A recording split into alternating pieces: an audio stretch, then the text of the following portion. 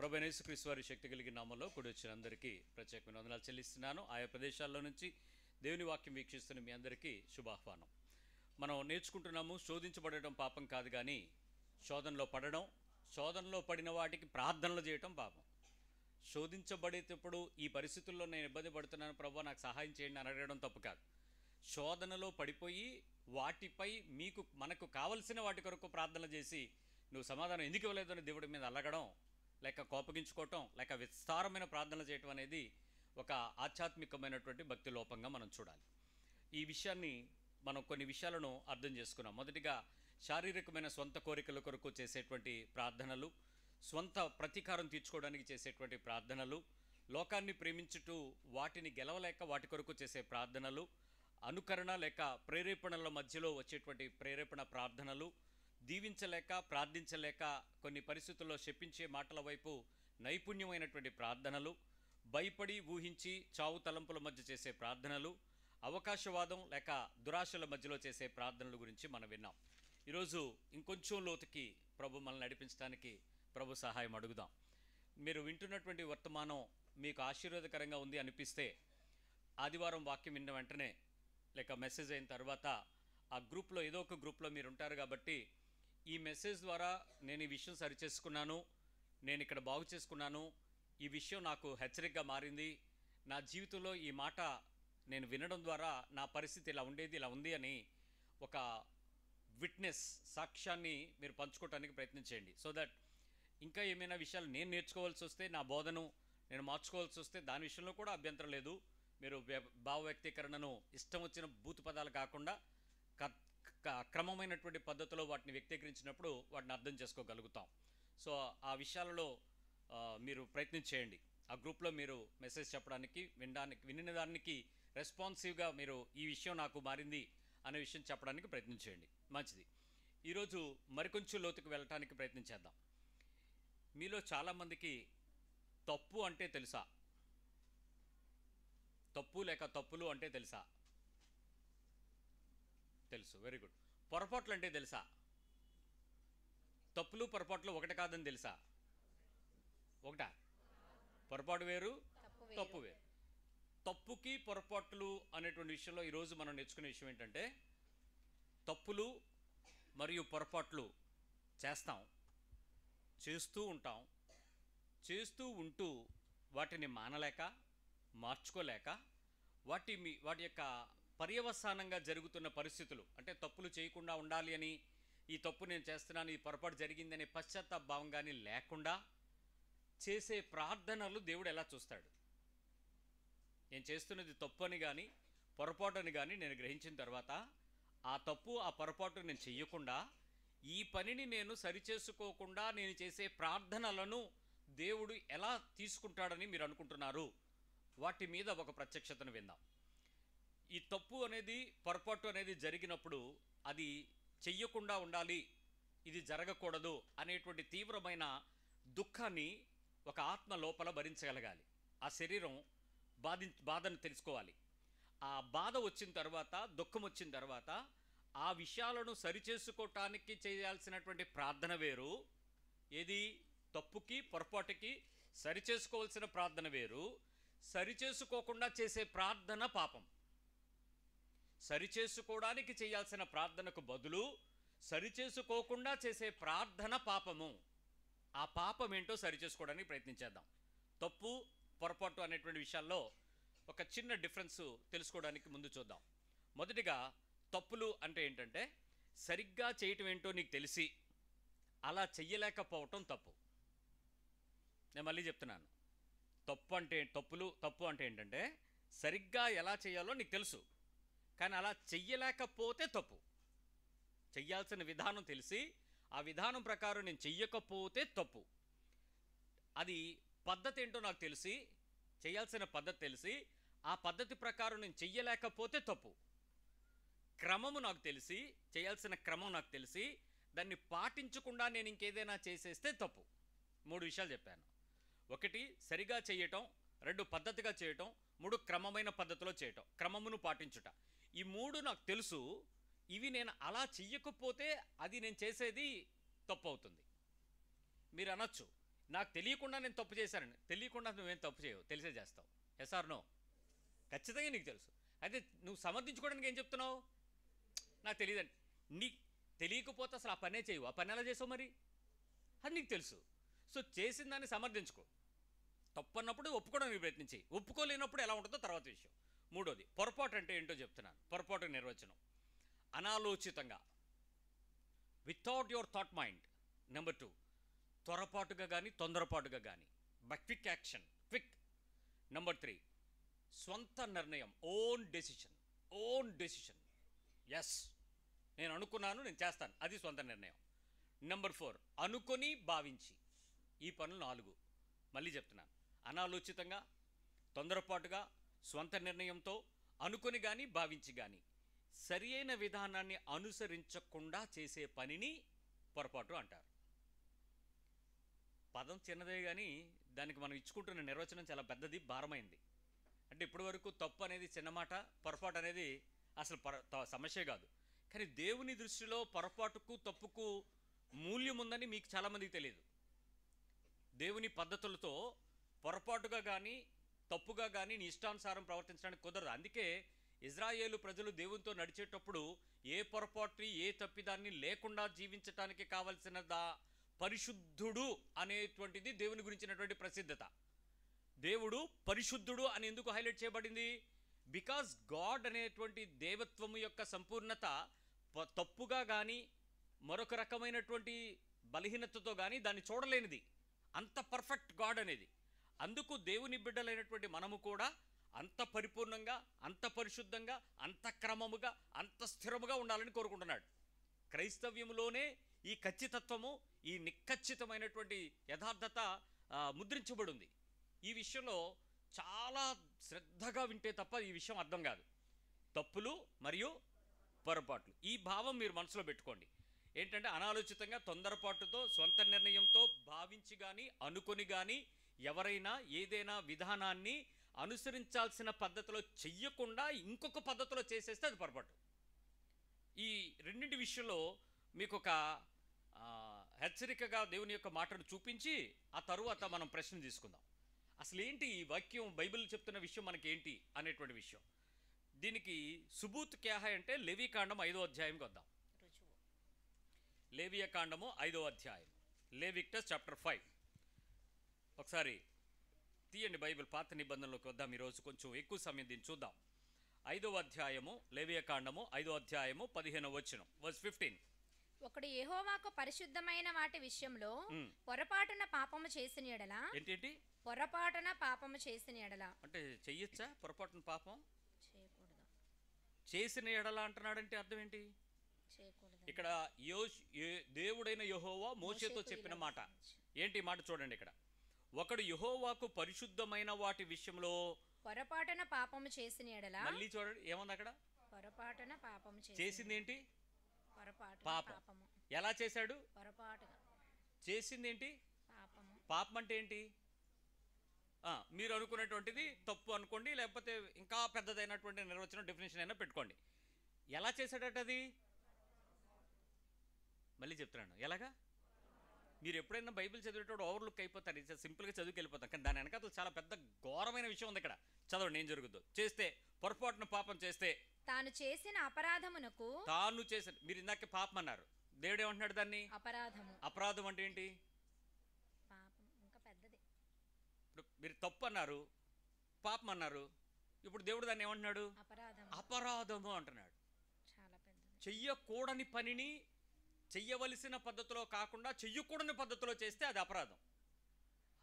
మనం కొన్నిసార్లు మీరు ఎప్పుడైనా యేసుక్రీస్తులో, క్రైస్తవ్యంలో ఎరగని వారికి కాలం ఉంది కదా, గతకాలం ఉంది కదా. ఎప్పుడు? క్రీస్తుకు పూర్వం. అంటే క్రీస్తు పూర్వం అంటే ఏ బీసీ కాదు, యేసు ప్రభులోకి రాకమునుపు. గుడికి వెళ్ళిన వెంటనే ఫస్ట్ ఏం చేసేవాళ్ళని తెలుసా? ఎందుకు వేసుకునేవారు? అపరాధ శిక్ష ఇది, పాప శిక్ష ఇది. అపరాధ పాపమునకు వచ్చినటువంటి శిక్షా దోషానికి క్షమించమని దేవుని దగ్గర సెల్ఫ్ నిబంధనకు శిక్ష వేసుకున్నాం. అందుకు చేసాం ఈ పనులు. లెంపలేసుకోవటం, ఎవడైనా చంపింది కొడితే సిగ్గా కాదా? నీకు నువ్వు కొట్టుకుంటే చిచి, నీ తప్పు నీకు తెలిసి నీ చెంప మీద నువ్వు కొట్టుకుంటే ఏంటది? అదేనమాట కుంజీలు తీయటం, చెంపలేసుకోవటం అంటే దేవుని సన్నిధిలో బాబోయ్ మేము తెలియక ఏమైనా చేసామేమో అని ఒప్పుకుని ఆ తర్వాత అర్చన, నోము ఆ వ్యవహారం చేసేవాడు. సరే, విషయం కొద్దాం. పొరపాటున అపరాధము అనే విషయం వచ్చేసింది ఇప్పుడు. చేసిన ఎడల, అపరాధమునకు నీవు ఏర్పరచు వెల చొప్పున పరిశుద్ధమైన తులముల విలువగల నిర్దోషమైన పొట్టేలును. ఏంటి? పరిశుద్ధమైన తులముల విలువ గల. ఇక్కడ 2 రకాల తులములు ఉంటాయి. ఒకటి మార్కెట్లో ఉండేటువంటి తులము వేరు, దేవుని సన్నిధిలో ఉండేటువంటి తులము వేరు. దేవుని సన్నిధిలో ఉండేటువంటి కొలమానం ప్రకారము పరిశుద్ధమైన తులములు అని అంటారు. పరిశుద్ధమైన తులములు అనేటువంటి పదం మాట్లాడతాం. సో పరిశుద్ధమైనటువంటి తులముల యొక్క బరువు చొప్పున మోషే ఏదైతే డిసైడ్ చేస్తాడు, ఇదిగో పరిశుద్ధమైన తులముల చొప్పున ఈ కుటుంబానికి ఇతడు ఈ అపరాధం చేశాడా, బహుశా ఒక 50 తులాలు అన్నాడు అనుకోండి. మోసెస్ డిసైడ్ చేస్తే, ప్రధాన యాజకుడు డిసైడ్ చేస్తే ఆ 50 తులాలు మార్కెట్లో ఉండే తులాలు కాదు. నేను మీకు డిఫరెన్స్ చెప్తాను.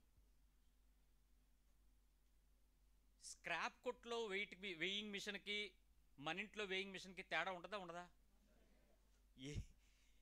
మీ ఇంటి దగ్గర పేపర్లు చూస్తే మీ తూకంలో 30 కేజీలు వచ్చినాయి అనుకోండి పేపర్లో, వాళ్ళు వచ్చి చూస్తే ఎలా ఉంటుంది?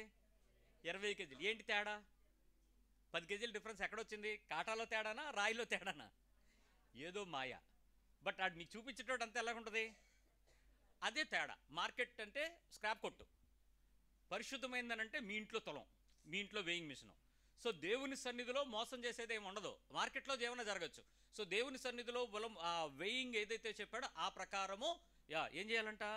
నిర్దోషమైన పొట్టేలును మందలో నుండి అపరాధ పరిహారార్థ బలిగా యెహోవా యొద్దకు వాడు తీసుకుని రావాలి. అపరాధమైనటువంటి దానిని, పొరపాటున జరిగిన దానిని, ఆ పొరపాటున జరిగిన దాన్ని ఏం చేయటానికి ఏం చేయాలంట? అపరాధ పరిహారార్థ బలిగా పొట్టేలుని, నిర్దోషమైన పొట్టేలుని తీసుకొచ్చి ఇవ్వాలి. అక్కడ అతను చెప్పాడు, ఇతనికి 50 కేజీస్ అన్నాడు అనుకోండి, 50 కేజీలకు ఈక్వల్గా ఉండేటువంటి నిర్దోషమైన గొర్రెని తేవాలి. ఖర్చు అవుద్దా అవదా? చేసింది ఏంటి? పొరపాటా కాదా? అంటే తెలిసా తెలియకుండానా? పొరపాటు అనేది మీరు ఇందాక చెప్పిన నిర్వచన ప్రకారం ఏంటి? ఏదో జరిగిపోయింది. జరిగిపోయిన దానికి కూడా శిక్ష ఉందంట. మీరు ఏదో జరిగిపోయింది అన్నారు, దేవుడు ఏమంటున్నాడు? ఏం జరిగిపోయినా దానికి శిక్ష ఉందన్నాడు. ఎలాగో జరిగిపోయింది అన్నారు, ఎలాగో జరిగిపోయిన దానికి శిక్ష ఉంది అంటున్నాడు. నాకు తెలియదు అన్నారు, తెలియకుండా జరిగిన దానికి ఏముంది? ఇప్పుడు ఉంది. నువ్వు ఎప్పుడైనా తెలిసి చేసావా, తెలియకుండా ఏమైనా చేసావా? కొన్నిసార్లు హోల్సేల్ ప్రార్థనలు ఏం చేస్తారో చెప్పన, ప్రభువా మేము తెలిసి తెలియకుండా ఏదైనా నీ సన్నిధిలో తప్పు కనుక చేస్తుంటే మమ్మల్ని క్షమించేయండి ఆయన. తెలిసి తెలియకుండా చేస్తే శిక్ష ఉందని నీకు తెలుసా తెలీదా? ఇప్పుడు వరకు నువ్వేమన్నావు? క్షమించేయండి అన్నావు. ఇప్పుడు ప్రభు ఏమన్నాడు? నువ్వు తెలియకుండా చేసినా తెలియచేసినా అపరాధం జరిగింది, దానికి శిక్ష ఉందా లేదా? దానికి పెనాల్టీ ఉందా లేదా? ఖచ్చితంగా చేసి పరిశుద్ధమైనటువంటి దాన్ని తీసుకొచ్చి బలి అర్పించాల్సిందే. చదవండి 16వ వచనం. పరిశుద్ధమైన దాని విషయంలో తాను చేసిన పాపం వలన నష్టమునిచ్చుకొని దానితో 5వ వంతు యాజకునికి ఇయ్యవలెను. దాంతో మళ్ళీ పెనాల్టీ కలిపాడు. గొర్రెపోతు సరిపోదు. ఎంత? 5వ వంతు. నేను బైబిల్లో ఉన్నటువంటి విషయాన్ని గురించి ఒక మాట చెప్పాలనుకుంటున్నా. దయచేసి నన్ను మీరు ధన సంబంధమైన, ద్రవ్య సంబంధమైన, ఆర్థిక సంబంధమైన విషయాలతో కలపకండి. వాక్యంలాగేనండి. ఎన్నో వంతు? 5 వంతులు. దేనితో పాటు వంతు కూడినప్పుడు, వంతు అంటే మొత్తంలో ఎంత? 100లో భాగం. 5వ వంతు అంటే పర్సంటేజ్ అయితే ఎంతో తెలుసా? 20%. ఎంత పర్సెంట్? 5వ వంతు నువ్వు కలపాలి అని అంటే మనీ ప్రకారం ఎంత కలపాల్సి ఉంటుంది? 20% పెనాల్టీ. గుండు గొబేలమంటది లెక్కలేస్తే బైబిల్ ప్రకారం. మీరు దశం దగ్గర ఏడుతున్నారు చాలామంది. బైబిల్ పద్ధతి క్రమంగా. ఇక్కడ విషయం ఏంటంటే నీ చేత ఎక్కువ దుబ్బేద్దామని కాదు దేవుడి ఉద్దేశం, ఎక్కువ లాగేసుకుని కొట్టేద్దామని కాదు. అలాంటి విషయానికి వెళ్ళడానికి అచ్చుకోకుండా భయపడతావని. అమ్మో అంత ఇవ్వకుండా ఉండాలిరా బాబు, మనం కట్టుకోలేం, జాగ్రత్తగా ఉండాలంటామా? ఆ పరిశుద్ధ భయానికి పెట్టాడు దేవుడు. అంతేగాని నీ దగ్గర ఏదో లూటీ చేసేద్దామని కాదు. ఇంతకీ నీ దగ్గర నుంచి ఒక 20% దేవుడు తీసుకున్నాడు అనుకో, ఇచ్చింది ఎవడైతే మరి ఇంకెందుకు ఏడుపు? అంత ఇవ్వకుండా ఉండడానికి, భయపడి ఉండడానికి. ఈ దశం భాగం గురించి ఏడిచే వాళ్ళందరికీ చెప్పాల్సింది, ఒరే బాబు మొత్తం భాగం దేవుడు నాకు ఇచ్చాడరా, దానిలోంచి దశం గురించి దేవుడు అడుగుతుంటే నువ్వెందుకు ఏడుస్తున్నావు అని చెప్పాలా. ఇది చెప్పడానికి చేతకాక ఈ పాస్టర్లందరూ దశం భాగం గురించి చెప్పేవాళ్ళు మాట్లాడుతున్నారు. సో ఇది ఇక్కడ ఉద్దేశం వేరు. వాక్యమును సరిగా అర్థం చేసుకుందాం. మై ఇక్కడ ఇటు శ్రద్ధగా వినండి. ఇక్కడ 2వ మాట చెప్తున్నాడు, పరిశుద్ధమైన దానిలో మీరు చేసేది అపరాధ పరిహారం. చదువు ఇంకనన్నా. ఐదో వంతు యాజకునికి ఇయ్యవలెను. ఆ యాజకుడు అపరాధ పరిహారార్థ బలియగు పొట్టేల వలన అతని నిమిత్తము ప్రాయశ్చిత్తము చేయగా అతనికి క్షమాపణ కలుగును. ఇది రూల్ అండి. పొరపాటును చేసిన దానికి ఎంత ఇచ్చుకోవాలి చెప్పండి. పాస్టర్ గారు డిసైడ్ చేసినంత నిర్దోషమైన గొర్రె ప్లస్ ఐదో వంతుకు మనం లెక్కల్లో చెప్పుకుందాం. వంతులు లేవులే మనకి. 20%. వంతులు పుంజీలు వంతులు మారిపోయినాయి కదా, ఇప్పుడంతా పర్సంటేజే కదా, క్యాలిక్యులేటర్ కదా. సో పర్సంటేజ్ ప్రకారం ఎంత ఏమండి? ఏదో సరదాగా పాపం చేస్తే పే చేయాల్సింది ఎంత? బరువు ఉందా లేదా? రైట్. నీ జీవితంలో ఎప్పుడైనా పొరపాటుగా ఏదైనా చేస్తే దాని గురించి నువ్వు ప్రార్థన చేసేటప్పుడు దేవుని సన్నిధిలో ఎలా మాట్లాడావు? అసలు నువ్వు పొరపాటు చేసావు ఒప్పుకునే మనస్తత్వమేనా ఇది? ఇది చెయ్యకూడదని చెప్పాడు. చాలా విషయాలు మనం విన్నాం, నూతన నిబంధనలో ఉన్నాం కాబట్టి. ఆత్మ ద్వారా మనకు అంతరంగంలో పరిశుద్ధాత్మ దేవుడు వాక్య నిబంధన రాశాడు. హృదయంలో ధర్మశాస్త్రం ఉంది. పరిశుద్ధాత్మ దేవుడు మనకు బోధిస్తున్నాడు, మనస్సాక్షితో హెచ్చరిస్తున్నాడు, వాక్యంతో హెచ్చరిక ఉంది, సంఘంలో బోధ ఉంది, ఆత్మ ద్వారా చెప్తున్న సంగతులు. ఇవన్నీ వింటూ కూడా ఇది చెయ్యకూడదని తెలిసిన తర్వాత నువ్వు ఒకసారి చేస్తే అదేమవుతుంది? అపరాధం అవుతుంది. అపరాధానికి బలి ఉందనే విషయం నీకు తెలుసా? మరి అపరాధానికి బలి చెల్లించకుండా నువ్వు చేసినటువంటి ప్రార్థన దేవునికి అర్పణగా మారితే దేవుడు యాక్సెప్ట్ చేయాలా? ఆయన చేయాల్సిన అవసరం ఏంటి? మరి నీ చేత శిక్ష కట్టించుకోవాలి కదా. యేసుప్రభు శిక్ష విధించాడు. మరి నువ్వు పాప క్షమాపణ నువ్వు అనిపించాలి కదా. మరి నువ్వు రిపీటెడ్గా అదే పొరపాటు చేసుకుంటూ వెళ్ళిపోయి పర్వాలేదు అనుకుంటే ఎలా అవుతుంది? ఎగ్జాంపుల్ చెప్తాను తర్వాత విషయం చెప్పే ముందు. పొరపాటు అనే దగ్గర కోపం మీకు వస్తే పొరపాటున వస్తుందా కావాలని వస్తుందా? మనలో మనమాట. మీ ఇంట్లో డిస్కషన్ అయ్యిందండి, చిన్న గొడవ అయింది. ఆ గొడవకి కోపం మీకు ఒక వ్యక్తి మీద ఒక వ్యక్తికి కోపం వచ్చింది. ఆ కోపం వచ్చిన తర్వాత మత్తయి సువార్త కోపం వచ్చేసింది. మీరు లోపు తీయండి. మత్తయి సువార్తకు వచ్చి కోపం గురించి మాట్లాడుకుందాం. 5వ అధ్యాయము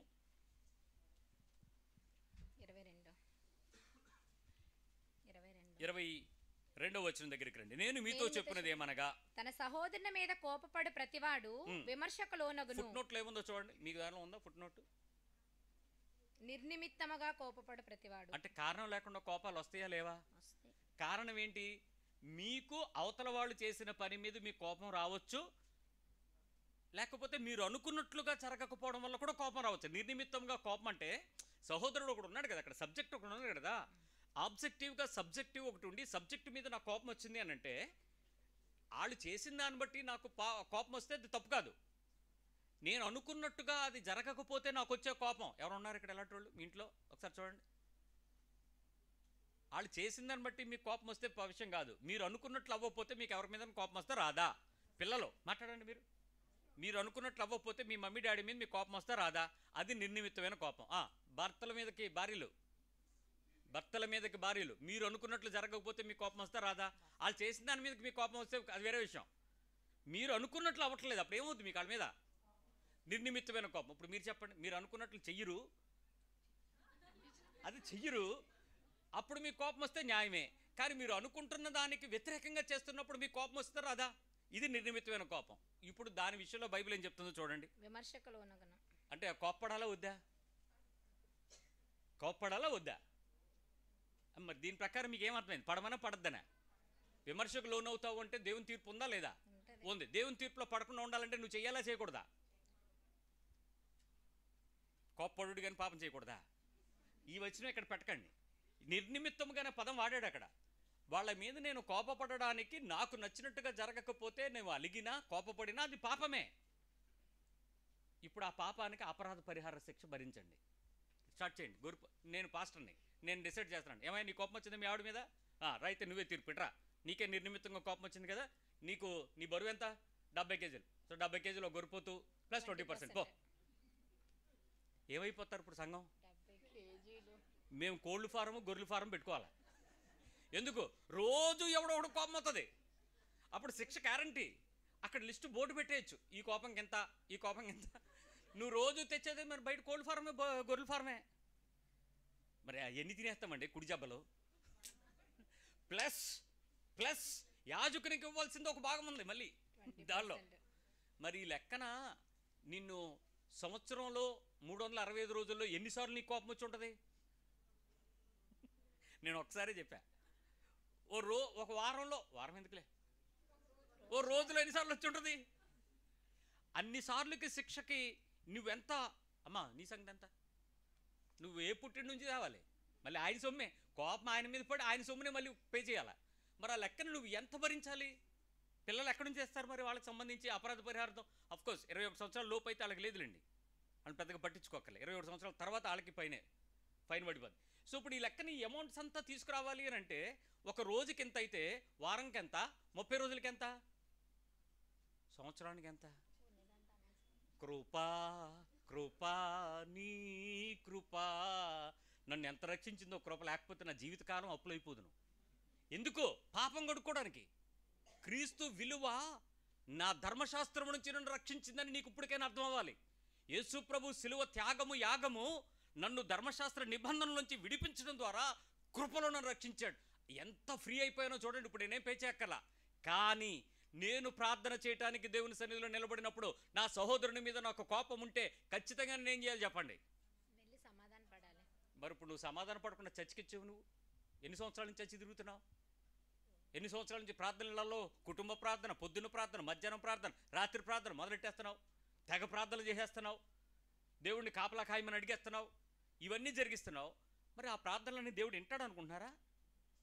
మరి నువ్వు అపరాధము చెల్లించలేదు కదా, క్రీస్తు దగ్గరికి వచ్చి ఒప్పుకోలేదు కదా, పొరపాటు నిమిత్తం చేయించాల్సింది నువ్వు చేయలేదు కదా, సమాధానం లేదు కదా, దేవునితో నీతిని వెంబడించట్లేదు కదా, ధర్మశాస్త్ర సంబంధమైన శిక్ష నుంచి విడుదల పొందావు తప్ప ధర్మశాస్త్ర సంబంధమైన పెనాల్టీ ఎవడు భరించాలి? నువ్వే భరించాలి. మరి నువ్వు చేయట్లేదే. దోషము తీసేసుకున్నాడు, శిక్ష నీ మీద పడింది, ఇప్పుడు నువ్వు చెల్లించుకోవాలి. దానికి కారణం ఏంటి? అయితే నేను చేయకుండా ఉండాలి, లేదు చేశాను అంటే దాన్ని ఒప్పుకుని పశ్చాత్తాపడి క్షమాపణ అయినా పొందుండాలి.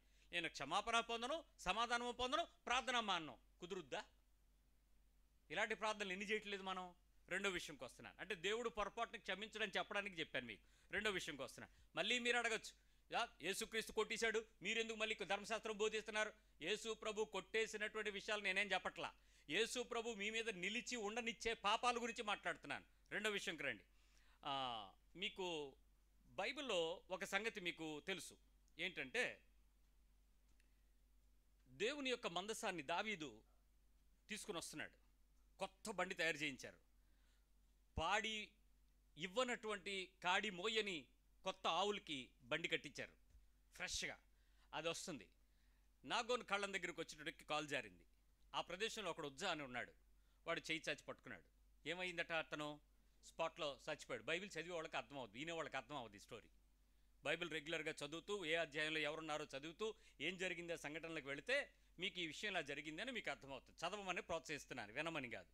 సో చనిపోయాడు. చనిపోయిన వెంటనే దావీదుకు భయం వేసింది, అయ్య బాబు ఏంటి ఇలా జరిగిందని.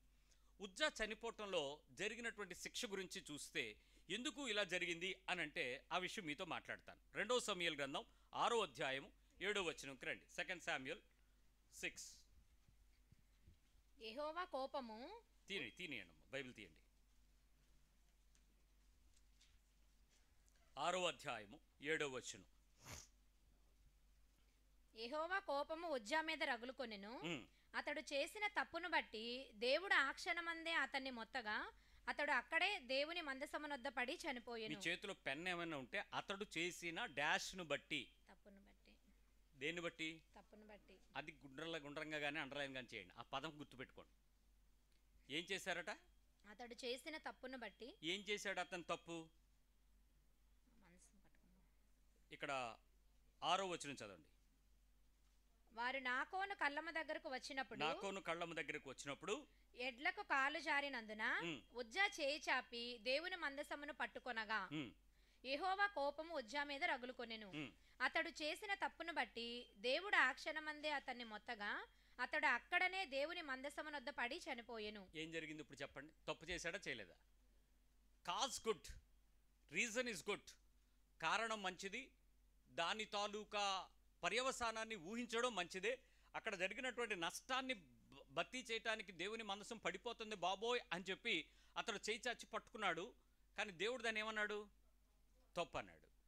అంటే ఒక మనిషి తప్పు చేస్తే దేవుడు తన పని అయినప్పటికీ కూడా తప్పు చేస్తే దేవుడు ఏం చేస్తాడు? ఏం చెయ్యాలి? ఎవరి పని అది? దేవుని పని. తప్పు అంటే దేవుడు సైతం తప్పుని సైతం, తప్పు చేసిన వాడిని సైతం ఏం చేయలేడు? ఊరుకోడు. ఏం చేస్తాడు? దాన్ని శిక్షిస్తాడు. అసలు ఎందుకు ఒక మనిషిని దేవుడు చంపాల్సి వచ్చిందో కొద్దిగా బైబిల్ చదువుతున్న యవ్వన పిల్లలందరికీ కావాల్సినటువంటి ఒక వివరం చెప్తాను. కొంచెం మంచి కాన్సన్ట్రేషన్గా దాని విషయాలను రాసుకుని దాన్ని వినటానికి ప్రయత్నించండి. ఒకసారి వద్దాం, ఆ డెసిషన్ ఏంటో చూద్దాం. సంఖ్యాకాండం 3వ అధ్యాయంకి రండి. సంఖ్యాకాండము 3వ అధ్యాయము 14వ వచనం. మరియు నంబర్స్ 3:14. మరియు సీనాయి అరణ్యమందు యెహోవా మోషేకు ఇలాగు సెలవిచ్చెను. చాలా విషయాల్లో మోసెస్కున్నటువంటి ప్రత్యక్షత దేవుని సంబంధమైన విషయాలు. ఏం చెప్పాడు? లేవీయుల పితరుల కుటుంబములను వారి వారి వంశములను లెక్కింపుము. 1 నెల మొదలుకొని పైప్రాయము గల మగవారి అందరినీ లెక్కింపవలెను. అంటే దేవుని కండిషన్ లెక్కెట్టేటప్పుడు ఏ వయసు నుంచి లెక్కెట్టాడంట? 1 మంత్ కన్నా పెద్దోడు కూడా దేవుని దృష్టిలో ఒక ఆత్మ. 1 మంత్ లోపు కాదు, 1 మంత్ దాటిన తర్వాత. కాబట్టి మోషే యెహోవా తనకు ఆజ్ఞాపించినట్లు ఆయన మాట చొప్పున వారిని లెక్కించెను. లెక్కించుకొచ్చాడు. ఓకే. లేవీయుల కుమారుల పేర్లు గెర్షోను, కహాతు, మెరారి అనునవి. ఏంటి లేవి కుమారుల పేర్లు ఏంటి చెప్పండి? గెర్షోను, గుర్తుపెట్టుకోండి, పేర్లు గుర్తుపెట్టుకోండి.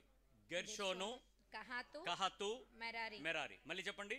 గెర్షోను, కహాతు, మెరారి. నేను ఎప్పుడన్నా సడన్ గా మీరు పేరు పెట్టమన్నప్పుడు ఇలాంటి పేరు ఏదో పెడితే ఎక్కడ పెట్టాడు ఈ పాస్టర్ అనుకోకండి. అందుకనే మీకు చెప్పిస్తున్నాను. ఒక మంచి ఉదాహరణగా ఉండేటువంటి జనాంగంలో పేర్లు ఇవి. లేవి వంశములో నుంచి కుమారులైనటువంటి 3 పేర్లు ఎక్కడ ఉన్నాయి? Gershon, Kohath, Merari. Very good. ఈ 3 వాళ్ళు దేవుని యొక్క మందసము లేక వాటికి సంబంధించినటువంటి పనులు చేయాలనే విషయం వాళ్ళకి చెప్పబడింది. ఇప్పుడు ఈ 3 వంశము లేవి కుమారుల పేర్లు కాబట్టి వీళ్ళు మాత్రమే చేయాలి. ఇంకొక కుటుంబం నుంచి ఎవడైనా వచ్చి చేయొచ్చా? ఇది ఎవరు చెప్పారు? చెప్పింది చెప్పినట్టు చేయాలి. ఆజ్ఞాతిక్రమము ఎవరు చేయాల్సింది వాళ్ళే చేయాలి. ఇంకొకళ్ళు ఎవడైనా చేస్తే పాపం. నూతన నిబంధనలో గోత్రం అనేది లేదు, కానీ క్రీస్తు రక్తము ద్వారా అందరూ కూడా ఒకే గోత్రంలోకి వచ్చేసాం కాబట్టి ఇజ్రాయేలీయులుగా పిలువబడుతున్నాం. మనం ఆత్మ సంబంధమైన దత్తపుత్రులమైన ఇజ్రాయేలీయులం అయిపోయాం. సో ఇక్కడ నీకు గోత్రం అనేది లేదు, కానీ జరిగినటువంటి హిస్టరీలో దేవుని యొక్క సంగతులు ఛాయారూపకంగా మనకు ఉండడాన్ని బట్టి మనం తప్పు చేయకుండా ఉండడానికి విలువైనటువంటి వాటిగా పరిగణించాలి. ఏంటి ఆ విలువైనవి ఒకసారి చూద్దాం. ఇక్కడ వీళ్ళు చేయాల్సినటువంటి పనులు చాలా స్పష్టంగా బైబిల్ రాశాడు. ఆ విషయాలన్నిటికీ వివరంగా ఇక్కడ ఉందండి. ఇక్కడ ఒకసారి చూద్దాం. 25వ వచనం. ప్రత్యక్షపు గుడారంలో గెర్షోను కుమారులు కాపాడవలసినవేవనగా, జాగ్రత్తగా అండర్లైన్ చేసుకుంటున్నారా? 25వ వచనం దగ్గర గెర్షోను కుమారులు. ఇంగ్లీష్ బైబిల్ ఉండేవాళ్ళు కూడా తీసి చూడండి. ప్రతి ఒక్కరూ బైబిల్ తీసుకోవడానికి ప్రయత్నం చేయండి. ఈ బైబిల్ కన్నా టీ బైబిల్, టెక్స్ట్ బైబిల్ తేవడానికి ప్రయత్నించేయండి. ఏముంది ఇక్కడ? ప్రత్యక్ష గుడారంలో గెర్షోను కుమారులు కాపాడవలసింది ఏంటి? మందిరపు గుడారము. సరిగ్గా చదువు. మందిరము, గుడారము, దాని పైకప్పు, ప్రత్యక్షపు గుడారము, ద్వారపు తెరయు, ప్రాకార యవనికలు, మందిరమునకును బలిపీఠమునకును చుట్టూనున్న ప్రాకారపు ద్వారపు తెరయు, దాని సమస్త సేవ కొరకైన త్రాళ్ళును. ఇవి ఎక్కడ ఉండాలి? ఇవన్నీ ప్రత్యక్ష గుడారంలో ఉండాలి. ఇవి ఎవరు చూడాలి? గెర్షోన్ కుమార్. మళ్ళీ గుర్తుపెట్టుకోండి, గెర్షోన్ కుమార్లు ఎవరు? ఎవరి తాలూకా పిల్లలు వీళ్ళు? లేవి తాలూకా. మందిరపు సేవ ఎవరు చేయాలి? లేవీలే చేయాలి. ఎవరు పడతాలు చేయొచ్చా? ఏదే ఇప్పుడు గుడిలో గంట ఆళ్లే కొట్టాలి అన్నట్టు ఇది. రైట్, దాన్ని బట్టి ఇది వచ్చింది, అందుకు చెప్తున్నాను. రాజ్ కిందకు వచ్చేయండి. 27వ వచనం. కహాతు వంశం ఏదనగా, ఈ కహాత్ ఎవరు? సెకండ్ లేవి యొక్క రెండో కొడుకు. వాళ్ళేం చెప్తాడు? వాళ్ళేం చేయాలి? అమ్రామీయుల వంశము, ఇస్సారీయుల వంశము, హెబ్రోనీయుల వంశము, 31కి వచ్చాయి. వాళ్ళు ఎవరో అదంతా ఎక్కడ ఉండాలో చెప్పాడు. ఏం చేయాలో ఇక్కడ 31లో ఉంది. వారు మందసము, బల్ల.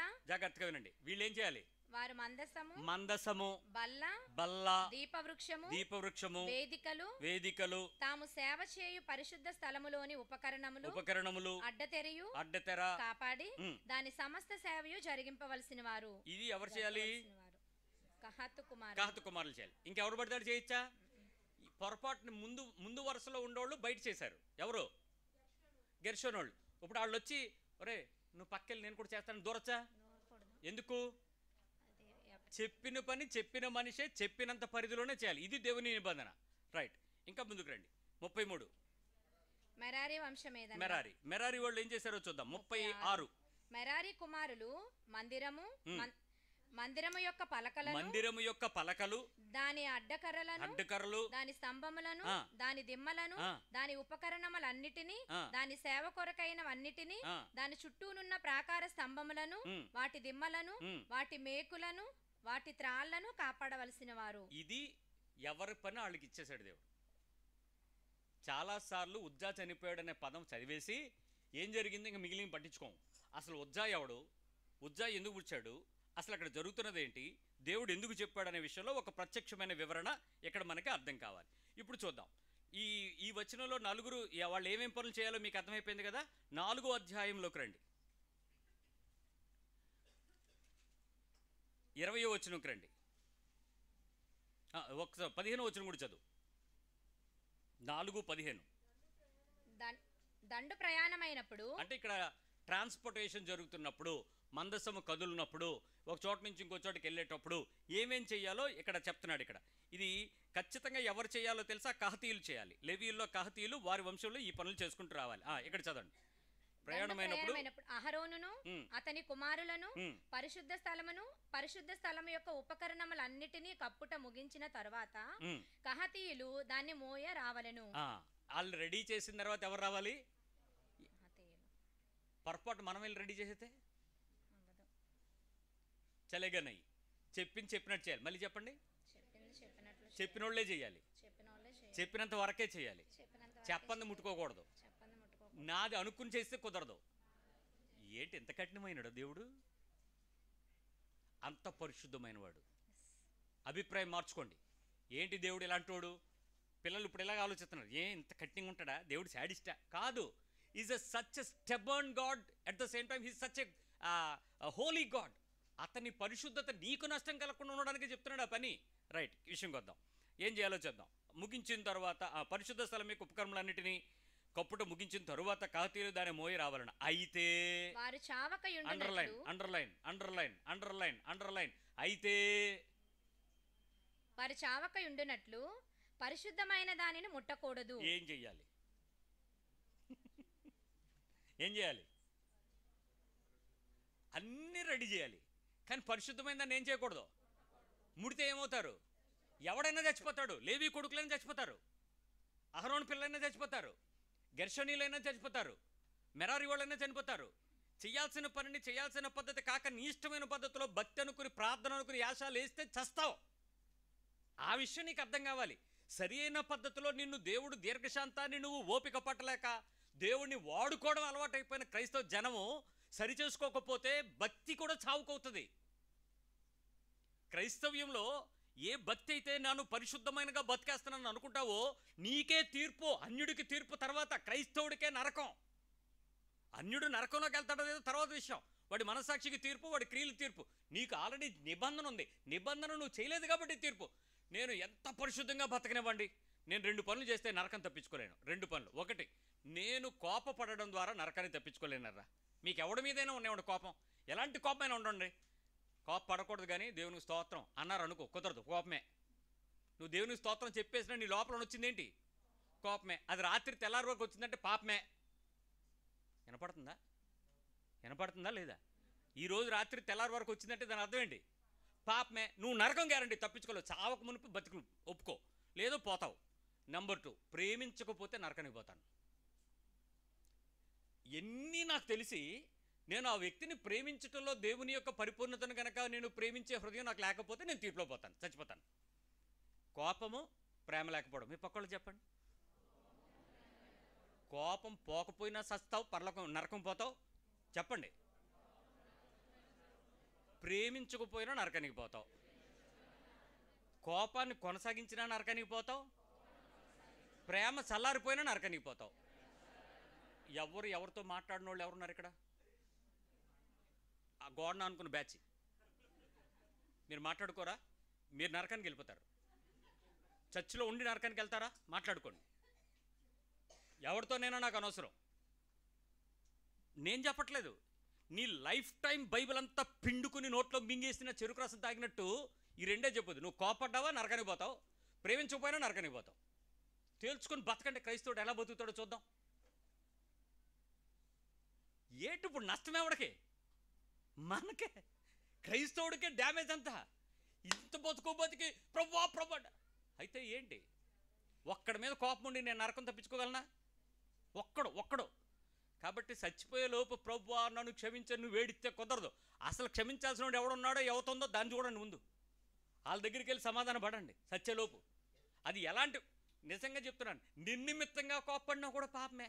ఏంటి బైబిల్? అనవసరంగా వచ్చాం ఈ బైబిల్ దగ్గరికి. నిర్నిమిత్తంగా ఆడికెవడికో కోపం వస్తే నన్ను అంటాడు ఏంటి దేవుడు? అంతే, వెళ్ళండి అడుగు అంటాడు. ఎక్కడ సావండి బాబో. అందుకే ప్రేమించండి, గొడవలేదు. ప్రేమించారనుకోండి అన్నిటిని ఏమవుద్ది? ప్రేమ అన్నింటి ఏం చేస్తుంది? కప్పేస్తుంది. ఆ తర్వాత నువ్వు ప్రార్థన చేస్తే దేవుడు నిన్ను కనికరించేస్తాడు. నువ్వు ప్రేమించకుండా రావట్లేదు. ఆ పళ్ళు నూరుడు ఉంది కదా, బయట పడకుండా లోపల ఈ రాత్రే నువ్వు నరకంలో డిసైడ్ అయిపోయి ఉంది నీ క్యాండిడేట్ టికెట్, బయటికి రావు. విషయంకి వస్తాను. ఇప్పుడు నువ్వు చావకుండా ఉన్నట్లు ఏమవుతావు? జాగ్రత్తగా ఉండండి. ఇంకా కిందకి రండి, 20వ వచనంకి రండి. ఇక్కడ మోషే అహరోను కుమారులకు సెలవిస్తూ కహాతీయుల గోత్రికుల కుటుంబం గురించి మాట్లాడుతూ ప్రత్యేకించండి, లేవీయుల్లో నుండి వారిని ప్రత్యేకింపకుడి, వారు అతి పరిశుద్ధమైన దానికి సమీపించినప్పుడు వారు చావక బ్రతికి ఉండినట్లు మీరు వారిని గుర్చి చేయవలసింది ఏమనగా అహరోనును అతని కుమారులు లోపలికి వచ్చి ప్రతి వానికిని వాని వాని పనియు వాని వాని బరువును నియమించవలను. వారు అండర్లైన్ ఏం చేయకుండా ఉండాలి? చావక ఉండునట్లు పరిశుద్ధ స్థలమును రెప్పపాటు సేపు అయినను చూచుటకు లోపలికి రాకూడదు. ఒకసారి నా వైపు చూసి రెప్పేయండి. ఇలానండి, ఇలా అనండి ఒకసారి, ఇలా అనండి, రెప్పేయండి ఒకసారి. ఇలా బ్లిమ్స్ ఇలా అన్నారా చచ్చిపోతారు. దేన్ని చూడకూడదు. వాళ్ళు ఉన్నది ఎక్కడ మరి? ఆ ప్లేస్లోనే. వాళ్ళ కళ్ళ ముందు చేతుల ముందు ఉన్నదేంటి? ప్రత్యక్షమైన దేవుని గుడారం, మందసం. అది దాన్ని వాళ్ళు ఏం చేయకూడదంట? ఎంతసేపు? మీ కంట్రోల్లో ఉంటుందండి మీ మైండ్. మనం చూడకుండా ఉండాలని అక్కడికి వెళ్ళిన తర్వాత లాస్ట్లో అక్కడ ఏముందో చూడాలనిపించదా? అనిపించేలోపు చచ్చిపోతాడు, నువ్వు కింద పడి ఉంటావు. దేవుడు ఎంత కఠినమైన వాడా, అంత పరిశుద్ధమైన వాడు, అంత ఖచ్చితమైన వాడు. నీ ప్రాణం గురించి లక్ష్యం ఉండి సత్యార్లే మందలుగా సావనివ్వండి చూద్దామని చెప్పాలనుకోట్లా. చావకుండా బతకడానికి ముందే చెప్పాడు జాగ్రత్తగా ఉండండి అని. అననీయ సప్పీరా చనిపోవడానికి కారణం ఏంటో ఇప్పుడు ఊహించుకోండి. ఆజ్ఞ ఉంది, నిలిచి ఉంది, తప్పు చేశారు, మనం బతుకుతున్నామంటే కారణం ఏంటో ఊహించుకోండి. కృప నీ మీద ఉంది. మళ్ళీ వస్తాను. చావకుండా ఉండడానికి ఇన్ని కండిషన్లు పెట్టి కహాతు కుటుంబానికి లెక్కిచ్చాడు. ఈ పరిస్థితులన్నీ చాలా జాగ్రత్తగా ఉన్నాయి. ఇప్పుడు 2 సమూయేలు 6వ అధ్యాయంకి రండి. సంఖ్యాకాండంలో నుంచి అక్కడికి ఒకసారి వద్దాం. 2 సమూయేలు 6వ అధ్యాయము 4వ వచనంకి రండి. దేవుని మందసము గల ఆ బండిని గిబియాలోని అబీనాదాబు ఇంటి నుండి తీసుకుని రాగా అహ్యో దాని ముందర నడిచెను. దావీదును ఇశ్రాయేలీలందరూ సరళ వృక్షపు కర్రతో చేయబడిన నానా విధములైన సితారాలను, స్వరమండలములను, తంబురులను, మృదంగములను, పెద్ద తాళములను వాయించుచు యెహోవా సన్నిధిని నాట్యమాడుచుండిరి. 3వ వచనం దగ్గరికి వస్తే మరి సరిపోద్ది, కరెక్ట్ గా ఉంది. వారు దేవుని మందసమును క్రొత్త బండి మీద ఎక్కించి, జాగ్రత్తగా వినండి, ఎక్కడ ఎక్కించారని చెప్పాను? క్రొత్త బండి మీద ఎక్కించి గిబియాలోనున్న అబీనాదాబు యొక్క ఇంటిలో నుండి తీసుకుని రాగా. ఎవరి దగ్గర నుంచి తీసుకొచ్చారు? అబీనాదాబు. అబీనాదాబు ఎవరో తెలుసా? దావీదుకు అన్నయ్య, యెషై కుమారులు అన్నయ్య. అబీనాదాబు కుమారులగు ఉజ్జాయిను. అప్పుడు ఉజ్జా ఎవరు? అబీనాదాబు కుమారుడైనటువంటి ఉజ్జాకి కొడుకు ఎవరు? ఉజ్జా నాన్న ఎవరు? అబీనాదాబు ఎవరు? ఇప్పుడు దావీదుకు అన్నయ్య. దావీదు పిల్లలు ఎవరి కుమారులు? యెషై కుమారులు. యెషై కుమారుడైనటువంటి అబీనాదాబుకి పుట్టిన ఉజ్జా అనేవాడు వచ్చి ముట్టుకున్నాడు. ఈ వంశం అంతా ఏ వంశం? దావీదు వంశం అంతా లేవి వంశంలో ఉందా? లేదు. మరి ఈడెందుకు కొంచెం ముట్టుకున్నాడు? ముట్టుకోవచ్చా? ముట్టుకోకూడదు. అసలు చచ్చిపోయాడు, దేవుడు చంపేశాడనే దాని వెనక వాడికి ఒక ఆజ్ఞ ఉందని, ఆ పనిని ముట్టుకోకూడదని, రెప్పపాటును చూడకూడదని, దాని లోపలికి వెళ్ళి చెయ్యి పట్టకూడదని, ఆ తెరలో దూరకూడదని ఇన్ని ఆజ్ఞలు లేవి కుటుంబానికి ఉన్నాయే.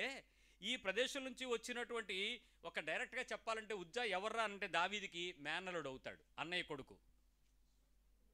మీకు వరుసలు బాగా పట్టేసాయి కదా, నేను తప్పు చెప్పేశానని చెప్పేస్తున్నారు. మీకు బిబ్లికల్ వరుసలు మీ ఆంధ్ర వరుసలకి తేడా. బైబిల్ వరుసలు తెలంగాణ ఆంధ్ర వరుసలకు తేడా. బీహార్లో చెల్లెలి కూతురు ఏమవుద్దో తెలుసా? పైకి వెళ్ళే కొద్దీ వరుస అవుద్ది. మనకేమవుద్ది? పిన్ని కూతురు చెల్లి అవుద్ది. అక్కడ మామయ్య మనకి ఇక్కడికి వచ్చేటోడికి మేనత్త కొడుకు అనేటువంటి పదం వాడతాం కదా. వీళ్ళేమో తమ్ముళ్ళు అవుతారు, మనమేమో ఇక్కడ వరుసలు అంటాం. వాళ్ళకి వరుస కాదంటాం, వాళ్ళకి వరుస. వాళ్ళకి వరుస అవ్వనిది మనకి వరుస. ఇది అదొక రకం. మనం మేనల్లుడిని ఏం చేసుకుంటాం? మా మేనల్లుడు అండి, మా అమ్మాయికి ఇచ్చుకున్నాం అంటాం. అది వాళ్ళకి తమ్ముడు వరుస. ఇది బైబిల్ పద్ధతి. అందుకే అబ్రహాము తన భార్యను ఏమంటాడు? వరుసది. అందుకు అక్కడ వాళ్ళకి ఆ దేశం వేరే దేశం, అందుకని వాళ్ళకి ఆ వరుస చెప్పాడు.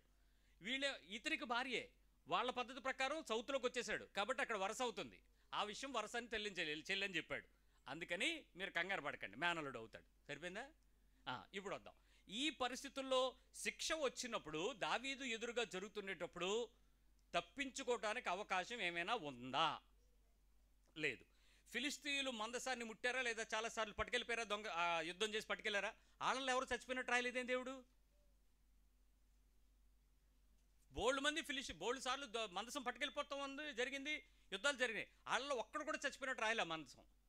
కారణం ఏంటో తెలుసా? ఫిలిస్తీయులు దేవుని యొక్క వారసులుగా ఆజ్ఞలలో ఉన్నవారు కాదు. ఇప్పుడు నేను మళ్ళీ చెప్తున్నాను, యేసుక్రీస్తు గురించి ఇష్టానుసారం ప్రవర్తిస్తే శిక్ష వారసులమైన మనకే. హిందూ వచ్చి రాధా మనోహర్ దాస్ గారు వచ్చి ఇష్టం వచ్చినట్టు తిట్టినా ఆయన దేవుడు ఏమండవు. ఎందుకు? ఆయన మన వరుసలో లేడు కాబట్టి. ఇప్పుడు నువ్వేమైనా తేడా పాడా చేస్తే శిక్ష ఎవరికే? ఇప్పుడు మీ పక్క వాళ్ళు చెప్పండి, నవ్వండి, ఏం చేస్తారో చేయండి. నీ ఇష్టం వచ్చినట్టు భక్తి చెయ్యి, ఏమైనా తేడా చేస్తే శిక్ష ఎవరికే? చెప్పండి. భక్తి నీ ఇష్టం వచ్చినట్టు చేయాలా, చెప్పినట్టు చేయాలా? ఆయన చెప్పినట్టు చేయాలా, నీ ఇష్టం వచ్చినట్టు చేయాలా? ఎలాంటోడికైనా శిక్ష ఉందా లేదా?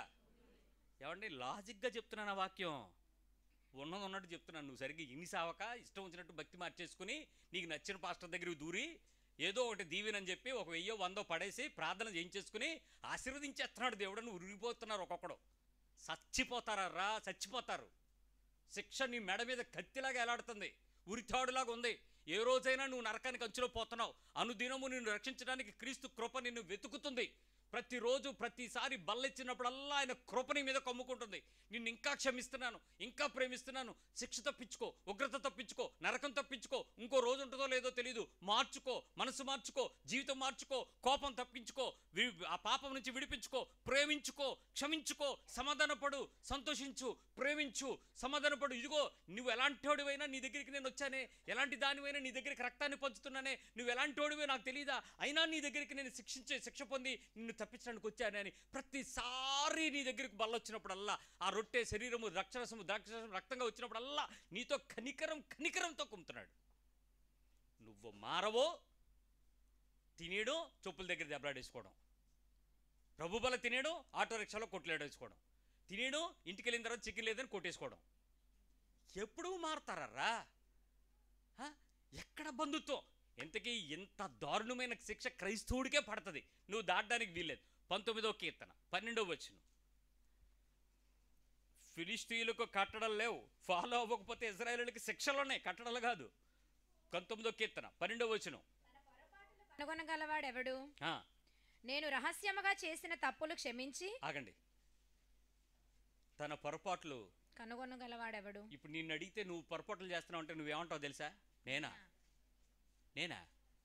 ఎప్పుడు? నువ్వు చేయట్లేదా? వెంటనే నువ్వు ఎవరి మీదకి వెళ్ళావు? ఇవాళ మేము యూత్లో కూడా పిల్లలతో అదే మాట్లాడుకున్నాం. అవతలోడు నీ తప్పును పట్టుకున్నాడు అన్నాక నీకు ఏమనిపిస్తుంది అంటే, నువ్వు తప్పు చేయట్లేదా అని అనిపిస్తుందట. అవతలోడి మీదకి నిన్ను ఎవడైనా తప్పులు పట్టుకోగానే నీకు రివర్స్ గేర్ సర్రని లేచిపోద్ది. ఎందుకు? అది నువ్వెవడోరా నన్ను తీర్పించడానికి, నువ్వెవడో నన్ను అనడానికి, నీకేం లేదా? అరే తప్పేం లేదర్రా, మీకు అలా అనడంలో తప్పేం లేదు. అసలు ఆ తప్పు విషయంలో నీ పొరపాటును నువ్వు ఎందుకు యాక్సెప్ట్ చేయలేకపోతున్నావు? నీ తప్పును నువ్వు ఎందుకు గ్రహించలేకపోతున్నావు? అసలు నువ్వు తప్పు చెయ్యలేదు అనుకున్నప్పుడు, పొరపాటు నేను చేయటం లేదు అనుకున్నప్పుడు నీకు అలా అనిపిస్తుంది. మీ పక్కన అడగండి, నువ్వు ఎప్పుడు తప్పు పొరపాట్లు చేయలేదా అని. ఏం చెప్తున్నారు? ఒక్కడ కూడా నేను చేయలేదు అనే ధైర్యంగా మాట్లాడరు. ఎందుకు? అందరూ ఏమంటున్నారు? మరి నువ్వు ఎలా బతికేస్తున్నావు అడగండి పక్కలు. నువ్వు చేస్తా, నువ్వు ఎలా బతుకుతున్నావు అని. నువ్వు అన్ని తప్పులు చేస్తున్నావు, అన్ని పొరపాట్లు చేస్తున్నావు, నువ్వు ఎలా బతికేస్తున్నావే? అసలు బతకాల్సిన అంత ఉందా నీ దగ్గర? మరి ఎలా బతుకుతున్నావు చెప్పండి. నేను బాధతో చెప్తున్న మాట ఏంటంటే, నేను ఒక మనిషి మీద నేను కోపగించుకోవటానికి వాడికి 100 కారణాలు ఉన్నాయి, 100 లక్షణాలు ఉన్నాయి వాళ్ళ మీద కోపగించుకోవటానికి. ప్రభువు 5 తప్పులు నేను చేశాను, నా పక్కనోడు 100 చేశాడు. దేవుడు ఇద్దరిలో ఎవరిని ఎక్కువగా క్షమిస్తాడు? 100, 5? ఎక్కువ తప్పులు ఎవరివి? దేవుడు ఎవరిని ఎక్కువ ప్రేమిస్తాడు? ఆడినన్నా ఇద్దరిని ప్రేమిస్తాడు. ఎక్కువ ఎవరిని ప్రేమిస్తాడు? తప్పులు ఎక్కువ చేసినాడు కదా, కాదా? తప్పు చెప్తున్నట్టు ఉందా ఏంటి నీకు? ఎక్కువ తప్పులు చేసినట్టు దేవుని దృష్టిలో ఎక్కువ దయ పొందుతాడు కదా, ఎక్కువ ప్రేమ పొందుతాడు కదా, ఎక్కువ ఆకర్షణీయమైనటువంటి క్షమాపణ ఎక్కువ ఎవరు పొందుతారు? ఎక్కువ తప్పులు చేసినోడికి కదా ఎక్కువ క్షమాపణ అవసరం. సో ఎక్కువ క్షమిస్తాడు. ఇప్పుడు ఎక్కువ కోపం నాకెవరి మీద ఉంది? ఆడి మీదే ఉంది. ఎందుకు? ఆడు నా పొరుగువాడు, ఆడు ఎక్కువ తప్పులు చేశాడు కాబట్టి ఆడి మీద నాకు ఇప్పుడు ఎంత ఎక్కువ కోపం ఉంది? మామూలుగా దేవుడు క్షమిస్తే క్షమించుకొని, ఆయన దేవుడు కాబట్టి, నేను మనిషిని కాబట్టి నేను డాష్. చెప్పండి, గట్టిగా చెప్పండి. నేను నా క్షమించాల్సిన అవసరం ఆడు ఎలా పోతే ఆడికి ఇంకా అవసరమైతే దేవుడు గట్టిగా శిక్షించాల్సిందే. దేవుడు ఏమంటాడు తెలుసా? నువ్వు అటిల్లు, నువ్వు ఇటురా అంటాడు. అప్పుడు నేను ఎటు వెళ్తాను? ఇప్పుడు దేవుని దయ వాడి మీద విస్తరించబడుతున్నప్పుడు నేనెవడినండి దేవుడికి నో అని చెప్పడానికి? కాబట్టి ఇప్పుడు వాడిని నేను ఎంత ఎక్కువ ప్రేమించాలి? ఇప్పుడు మీ కళ్ళ ముందు బాగా మిమ్మల్ని రెచ్చగొట్టి, మంట పెట్టి, శిక్షించి, దిక్కుపెట్టి, నష్టపరిచి, ఏడిపించి, అసలు వీడు సస్తే బాగుని అనేవాడిని ఇప్పుడు దేవుడు ఏమంటాడు? చెప్పండి, చెప్పండి. మరి ఇప్పుడు నువ్వు చేసే ప్రార్థనలు అంగీకరిస్తున్నట్టా, అంగీకరించినట్టా? నువ్వేమో తప్పులు పొరపాటు చేసే, అవతరోడు చేసిన తప్పుల్ని నువ్వేమో పెద్ద హైలైట్ చేసి పెద్ద హైలైట్ పెన్తో రాయి. ఇప్పుడు దేవుడు ఏమంటాడు? వీళ్ళందరినీ నా పాపంలో, నా రక్తంలో కొడిచాను, నీ సంగతి ఏంటి అన్నాడు అనుకో, నువ్వేమైపోతావు? విస్తారముగా పాపాలు చేసింది కాబట్టి ఆమె విస్తార పాపములు క్షమించబడ్డాయి.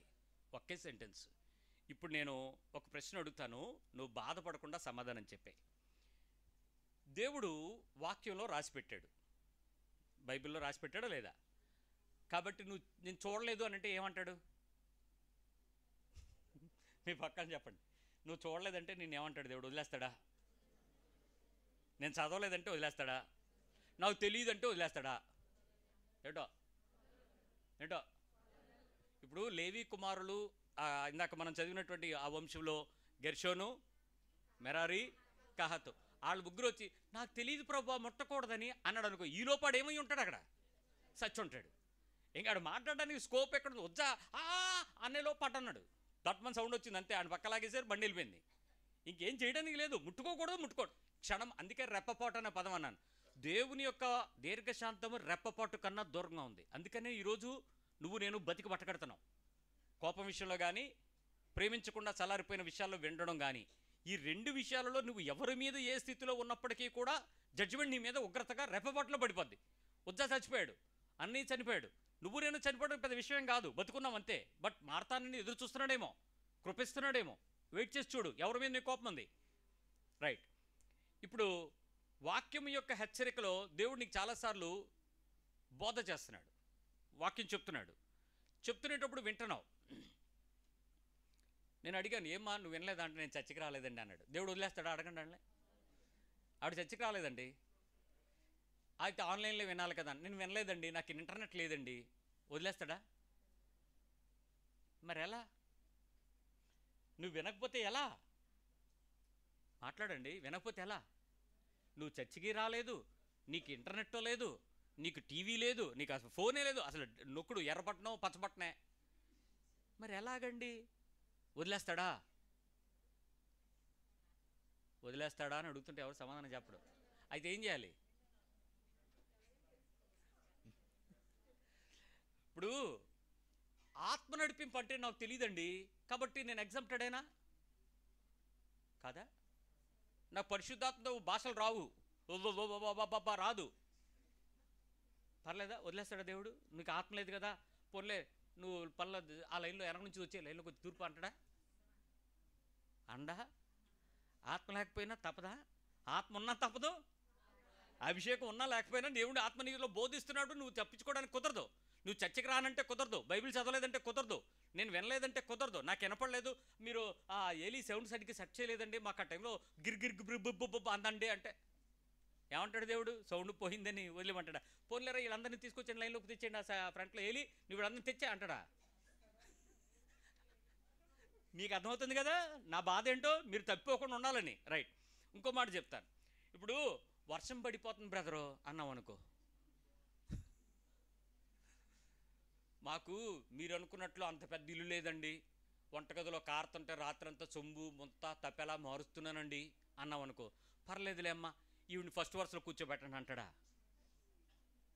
నాకు పిల్లలండి వద్దు వద్దంటే 2, వద్దు వద్దంటే 3వది కూడా వచ్చేసింది, ఈ ముగ్గురితోనూ ఒడిలో పడ్డాయి, ఆ డబ్బులు ఎంతకీ సరిపోవట్లేదు, అది ఈవినా అది ఏంటది ఒడి కాదు వందనం పెట్టాడు కానీ నాయుడు గారు మా ఇంట్లో వందనం ఖర్చు అంతా ఇంధనంగా అయిపోతుంది, ఏటి ఇంత కష్టపడుతున్నా మా పరిస్థితులు ఏం సాలట్లేదండి, అందుకని ఒకటి పడుకోబెట్టేటోడికి 2వది లెగుతుంది, 2వని పడుకునేటోడికి 3వది లెగుతుంది, ఈ ముగ్గురు ఆడపిల్లలతో నాకు జీవితకాలం సరిపోతుంది, ఇంకా చచ్చొగుటా, పర్లేదు బాబు నన్ను వదిలేండి అంటే దేవుడు వదిలేస్తాడా?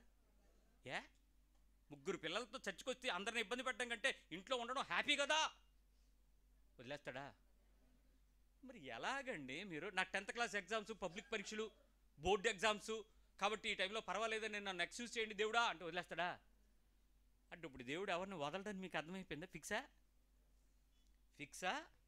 సో ఇప్పుడు ఏ పరిస్థితుల్లోనైనా నీ తప్పుని నువ్వు సరి చేసుకోకుండా నువ్వు ఇష్టం వచ్చినట్టు భక్తిని చేసేద్దామంటే, నీ ప్రార్థనలు చేసేద్దామంటే, నీ పొరపాటును సరి చేసుకోకుండా పర్వాలేదని కారణాలు సాకులు చెప్పేసి ఎగ్జంప్షన్ పొందుకునే కృప ఎవరికైనా ఉందా?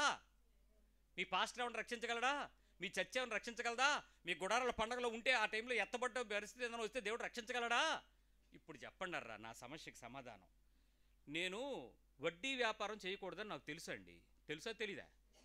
తెలీదని పిచ్చి పిచ్చి మాటలు చెప్పకండి. చదవలేదు, నేను వినలేదు, అందుకే ఇవన్నీ చెప్పుకొచ్చాను నీకు. సో చేయకూడదని తెలుసండి. సరే మొత్తానికి నేనేమో మరీ 15 రూపాయలు 15 రూపాయలు వడ్డీలకి ఏం పీడించను, 2 రూపాయలే ధర్మ వడ్డీయే.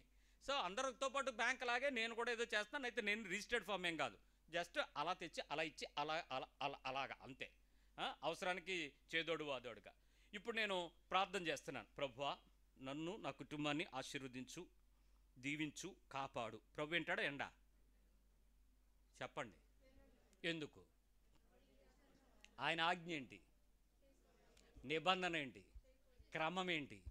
నువ్వు అనుకునేది తప్ప పొరపాట పర్వాలేదని సమర్థింప. నువ్వు ఏ పేరైనా పెట్టుకో, దేవుని ఆజ్ఞ ప్రకారం నువ్వు లేవు కాబట్టి నీ ప్రార్థన దేవుడు వినాలని అవసరం ఉందా ఆయనకి? లేదు. కాబట్టి శిక్ష వస్తుందా రాదా? నువ్వు తప్పించుకుంటున్నావు అంటే అర్థం ఏంటి? ఇప్పుడు నీకేం అవ్వట్లేదంటే అర్థం ఏంటి? నువ్వు చేసేది రైట్ అని కాదు, ఆయన కృప నీ మీద నిలిచి ఉందని. నీ జీవితం ఇంకొంచెం ఎక్స్టెన్షన్ ఇచ్చి మార్చుకుంటాడేమో అని ఎదురు చూస్తున్నాడు. నేను వడ్డీలు అన్నానని నేను మీ మీద పడిపోవట్లేదండోయ్, నేను మీ గురించి మాట్లాడట్లే. సావు తప్పించుకుని బతుకుతో రేపు దినం ప్రలోకలు కనపడతామని ప్రేమతో చెప్తున్నాను, ఏ పరిస్థితి అయినా సరే. రెండో విషయం మాట్లాడుతున్నాను. ఆజ్ఞ అతిక్రమము మోసమా కాదా? ఆజ్ఞ అతిక్రమం పాపమా కాదా? రైట్. అందము మోసమా కాదా? సౌందర్యం వ్యర్థమా కాదా?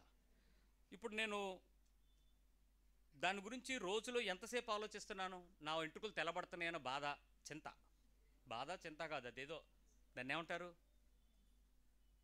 తెల్లగా అయిపోతున్న వాళ్ళని అడగండి, రంగు వేసుకున్న వాళ్ళని అడగండి, ఏంటి మీ బాధని? అదో రకం అండి, ఆ బాధ మీకేం తెలుసు? అదో రకం. ఆ రంగు వేసుకునే వాళ్ళకున్నంత ఆ అడ్వర్టైజ్మెంట్లో ఎలా ఉంటుంది తెలుసా? కాన్ఫిడెన్స్ అంటాడు. రంగు వేస్తే కాన్ఫిడెన్సా? భయం రా నాయన. ఆ రంగు ఎక్కడ నిలిచిపోద్దో, ఆ దేవుని సన్నిధిలో నిలబడినప్పుడు నేను ఎక్కడ దొంగిపోతా. నువ్వు రంగు వేసుకోవడం తప్పు కాదు, యవ్వనంగా కనపడాలని వేసుకుంటే పాపం, అందంగా కనపడాలని మేకప్ వేసుకుంటే పాపం, నేను వేసుకున్న దాన్ని నా వయసు తప్పించుకోవాలని చేసేటువంటి యాశాలు వేస్తే పాపం. అది అందం మోసకరం అంటే. మోసకరం కాకుండా నీ అందాన్ని చక్కగా అగో ఆయన గుండు చక్కగా ఉండడం మెరుస్తుంది, చక్కగా దానికి ఇంకో క్రీమ్ రాసి మెరిపించు, సూపరు, తప్పేం లేదు దానిలో. తెల్లగా ఉంది ముగ్గుబుట్లాగా, దాన్ని కొంచెం చక్కగా ఫ్యాషన్గా దూకో, తప్పేం లేదు. అంతేగాని కుర్రోళ్ళలాగా తయారయ్యి ఆ కాలు ఎత్తి తీయలేకుండా ఆ హీల్స్ వేసుకుని ఏది టక్ బూట్లు ఆ టక్కా మన మెట్లు ఎక్కలేక, బాబు ఒక నిమిషం పక్కనుండి అన్నాడు అనుకో, ఆడిని ఏమనాలా?